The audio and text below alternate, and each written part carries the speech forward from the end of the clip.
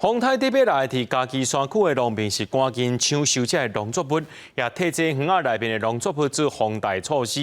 也让海边的渔民先甲乌病拖倒转来一寡蚵仔先采收，希望会当减少损失。渔民无用操作钓蚵仔的机器来钓早起时采收转来的蚵仔。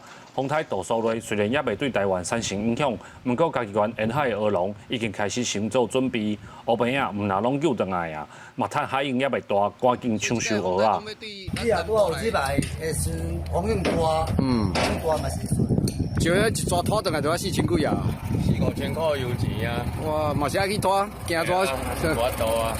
除了海区的蚵仔农真无闲，山区种植的农民嘛有人开始做预防风台的准备，有人加强固定园仔内底的作物，嘛有农民赶伫风雨来进前赶紧收成。今日风头哦，紧会去带叮当，带叮当伊，咱变成讲，